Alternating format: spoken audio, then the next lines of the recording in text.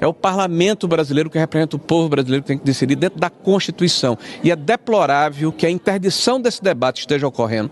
É deplorável que haja praticamente uma ameaça a esse parlamento, caso haja votação de um processo. Não é que ele vá ganhar ou vá perder. Está se interditando a possibilidade que o povo brasileiro, através de seus representantes, possa opinar. E isso é muito grave para a democracia. Eu lhe asseguro que eu estou muito preocupado com o que a gente chama de democracia liberal, porque eu escuto discursos feitos por aqueles que são os defensores, os pretensos defensores de uma democracia relativa porque tudo está relativizado. O que era jurisprudência, o que era legislação, o que era constitucional, deixou de ser para justificar se tirar Bolsonaro do debate político. O primeiro ex-presidente, desde 1985, está sendo julgado direto numa turma, não é no pleno do tribunal. Todos os demais foram na primeira instância, sem direito a um duplo grau de jurisdição, né? O primeiro que está sendo julgado com esta velocidade e desta forma, com praticamente sem o direito de defesa. O seu delator, 11 depoimentos diferentes, mudando o tempo todo, inclusive com publicações feitas em órgãos de imprensa sério, dizendo que estava sendo coagido e o tempo todo mudando a sua condição para tentar adequar o seu depoimento. Então, está havendo uma situação muito grave no Brasil e que não é justiça. Foi o que disse o Tarcísio, na verdade, que foi mal interpretado. Isso é um julgamento político e na política a gente precisa resolver no parlamento, que é o lugar da política. Pois não? Não me lembro dessa convicção toda do parlamento discutindo o foro privilegiado quando o opositor era o adversário, né? Quando vocês estavam vendo o julgamento dos adversários, na verdade. Primeiro ponto, não é verdade isso. Sobre o foro na primeira instância, o senhor sabe muito bem que a discussão que está sendo feita agora é uma discussão de mudança de foro por oportunismo para salvar o ex-presidente Bolsonaro. É disso que se trata. Porque houve a mudança no Supremo em 2023. Cada hora muda cada hora os senhores defendem uma causa em causa própria. E dois, o senhor fala, saiu, o sistema quer tirar Bolsonaro da eleição. Isso também não é verdade. Isso não está em discussão nesse julgamento. O presidente Bolsonaro está inelegível por uma decisão do Tribunal Superior Eleitoral, como o senhor também sabe. Esse discurso, é claro, vale para a narrativa, tal, mas só para a gente, está encerrando a entrevista aqui, mas só para não deixa o senhor falar o quanto quiser, por óbvio, o senhor sabe, a gente está aqui para o debate, mas não é disso que se trata. É que o senhor disse que não vai dizer o que foi dito na conversa com o ministro Gilmar Mendes. Eu permiti, deixa eu só concluir. Aí o senhor, eu devolvo para o senhor. Claro. O presidente do PL, Valdemar Costa Neto, aqui na entrevista ontem, ele disse, inclusive, que o ministro Gilmar Mendes teria dito que isso da mudança de foro é um absurdo, porque é um casuísmo, e deu até uma frase, vocês vão criar 20 moros na primeira instância. O senhor estava nessa reunião. Então, não é que o senhor vazou a reunião, não. O presidente do PL contou isso aqui ontem. Isso aqui foi ontem, está gravado, é oficial. Então, só para dizer que somos nós que estamos dizendo, foi o presidente do partido do senhor que disse sobre a mudança de foro, só para deixar tudo direitinho aqui. Pode falar, por favor. Obrigado, André, pela sua gentileza. Bom, dizer primeiro que é a sua opinião, a minha é outra opinião. Eu estava falando sobre anistia, não estava falando sobre foro. Já que você está falando sobre foro, eu reitero o que disse. O foro foi mudado por conveniência do tribunal para permitir, isso é a minha opinião, para permitir justamente a retirada do presidente da República, que é a maior liderança de direita do país, do jogo eleitoral. Isso é a minha opinião. Você tem a sua, eu tenho a minha. Tá? Isso foi feito de forma casuística, aliás, contra uma decisão de menos de 5 anos atrás, com o acordo puxado pelo atual presidente do Supremo Tribunal Federal, o ministro Barroso. E essa situação só se concretizou agora em abril de 25. Né? Aliás, o julgamento foi feito de trás para frente, que o julgamento estava acontecendo, né, por uma questão questão conexa, porque tinha alguém com foro nesse processo. Para justificar o processo, só conseguiram terminar em 25. Então, na verdade, o presidente estava sendo julgado de forma irregular. Agora que eles conseguiram normalizar o processo. Quanto à questão da conversa, André, quem me pediu reserva não foi o presidente Valdemar. Ele tem todo o direito de falar o que quiser. Ele é independente. Eu estava numa conversa e quem me chamou para conversar me pediu reserva. Eu mantenho a minha palavra e me reservo o direito de só falar a respeito do tema, se quem pediu a reserva da conversa abrir mão dessa situação. Claro. É a opinião do senhor, claro, mas uma coisa é a opinião, outra coisa são os fatos, né? O senhor falou antes de julgamento em primeira instância, só por isso que eu falei que... É a sua opinião. Essa é a opinião do senhor, está tudo certo. Ah, ok. Então não diga essa é a opinião do senhor, está tudo certo, senador. Não é, mas porque houve a mudança do foro privilegiado. O senhor sabe muito bem disso, o senhor acompanha. Não, eu não sei muito ali bem. No Supremo em 2023. Olha, esse é um vício de quem está entrevistando. A senhora está falando e já está colocando qual é a minha opinião. A minha opinião é outra, diferente da sua. Eu não sei muito bem, não. O que eu sei muito bem foi o que eu disse. E o que eu disse eu assumo. Eu estou falando o que eu estou assumindo aqui publicamente. E o que a senhora fala, a senhora assume também. A senhora não pode botar a palavra na minha boca, por favor. Eu não sei muito bem, não. O que eu sei muito bem eu disse à senhora. O senhor terminou? Acabou? Claro, claro. Obrigado. O que anistia para quem o senhor defende quando o texto for discutido no Senado? Ok. Bom, primeiro eu acho que ela vai começar na Câmara. Se o presidente Davi Alcolumbre tomar a iniciativa de começar a discussão aqui no Senado, será muito bem-vindo. Agora, para nós, é evidente que não há possibilidade de aceitarmos uma anistia seletiva por todos os argumentos que eu tenho ouvido, inclusive dos senhores, da Globo e dos demais veículos de comunicação. Né? Até porque essa proposta, ou pretensa proposta que é dada, é tipo, olha, vamos resolver anistiar só aqueles que participaram da invasão.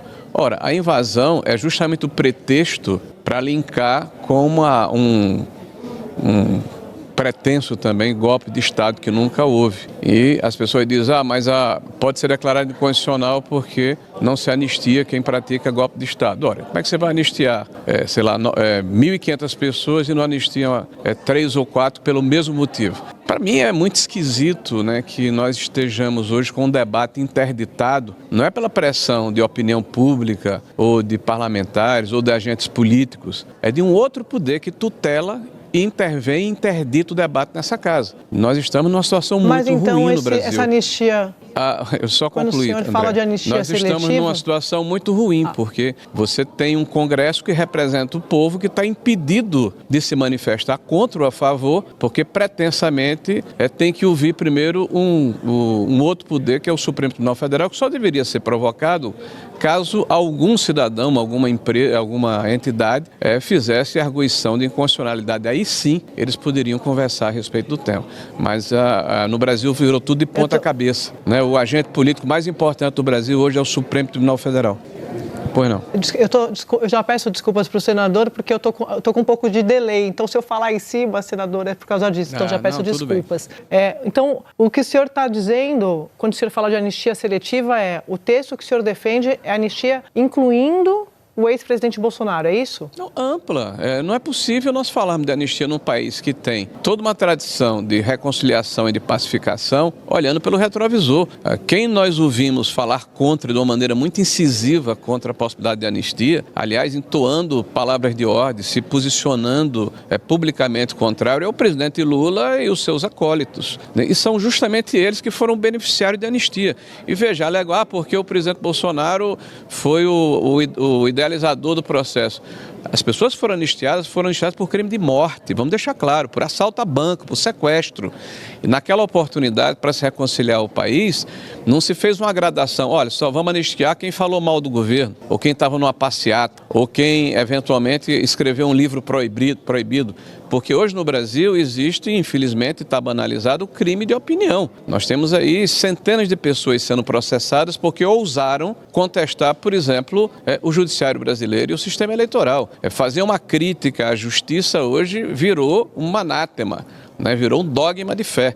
Eu vi editoriais de todos os grandes jornais do país ontem, uníssono, parecendo que estavam conversando entre si, batendo no governador Tarcísio, porque ele ousou colocar em dúvida alguma ação judicial, a ação do judiciário brasileiro. Eu tenho certeza que o que ele quis dizer é que existe no judiciário brasileiro, na alta cúpula, decisões políticas, ministros que falam politicamente, que se posicionam politicamente, e isso realmente causa um desconforto, porque cada um no seu quadrado. A separação dos poderes é a base da democracia liberal. Cabe ao legislativo, que representa o povo brasileiro, tomar determinadas decisões, inclusive a sua prerrogativa de decidir pela anistia. Cabe ao judiciário, se for provocado, no momento em que for provocado, nos autos do processo, decidir se há ou não constitucionalidade em relação a essa situação e não tutelar o poder e, de uma maneira transversa ou incisiva, impedir que o debate aconteça aqui no parlamento. Isso faz muito mal à democracia.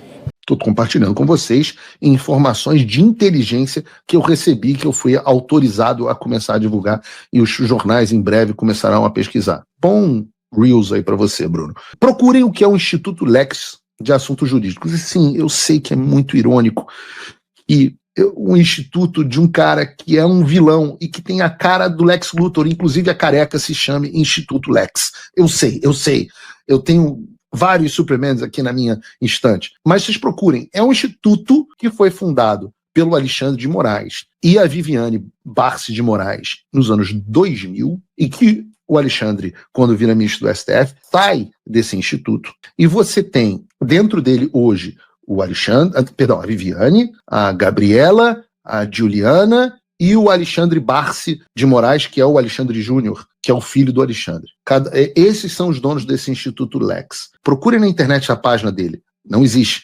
Procurem no Instagram a última postagem feita por eles, em 2017. Aí você vai ver que todo o patrimônio do Alexandre e da Viviane estão nesse instituto. E eu estou falando todo o patrimônio, o Alexandre de Moraes é multimilionário. Multimilionário. Do tipo, o apartamento de 25 milhões que ele vive, que é, pelo menos é a residência oficial, é a residência declarada dele, né? Porque ele também vive em Brasília, né? De 25 milhões de reais, eu não vou nem dizer o nome do prédio aqui, mas é no Jardim Europa, é do Instituto. Sabe onde é a sede do Instituto? A sede do Instituto é onde era Alexandre de Moraes Advogados, que hoje é Barsi de Moraes Advogados. O Instituto e o escritório da Viviane compartilham a mesma sede. E tem mansão em Campos do Jordão, apartamento no Guarujá, os gringos já levantaram tudo. Adianta, eu pergunto a vocês, adianta sancionar outros indivíduos antes de pegar tudo isso e fazer o Alexandre sentir as consequências da Lei Magnitsky? Não. E é nisso que a gente está trabalhando. Porque para que essa lei tenha esse efeito dissuasivo, o que é o efeito dissuasivo? É o efeito que faz com que os outros vejam o que aconteceu e não queiram fazer igual. Então nós temos um desejo de que haja um efeito dissuasivo contra os demais cúmplices do sistema. O Alexandre precisa ser o exemplo do que acontece quando alguém é sancionado pela Lei Magnitsky.